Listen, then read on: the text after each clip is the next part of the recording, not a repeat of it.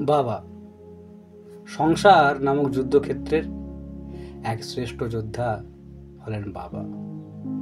হাজারো দুঃখের মাঝে এক টুকরো হাসির আলোর নাম বাবা। যে মানুষটাকে আজও অবধি জড়িয়ে ধরে বলা হয়নি তোমায় খুব ভালোবাসে, সেই মানুষটার নাম বাবা। আমি আমার সীমিত শব্দ ছন্দের দ্বারা বাবাদের নিয়ে একটা কবিতা লিখেছি। যদিও বাবা বা মাকে কখনো ওই শব্দ দ্বারা ব্যক্ত করা যায় না, তাও এক ব্যর্থ চেষ্টা। বাবা মানুষটা বড্ড ভালো, মোদের কাছে খুশির আলো। দুঃখ যতই আসুক কাছে, বাবা মানে ঘুঁচবে কালো।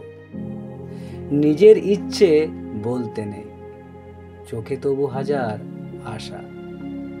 পরিবার যদি পাখি হয়, বাবা হয় তার বাসা।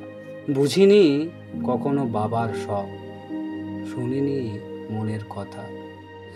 জানি না বাবার হৃদয়ের মাঝে জমে আছে কত ব্যথা।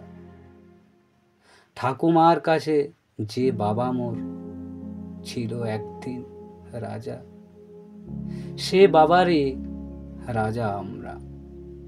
বাবা আজ যেন প্রজা। সন্তানের সব বায়নাগুলো বাবা মানে হাসি মুখে, তবুও সন্তান পারেনি চলতে বাবার দেখানো পথে।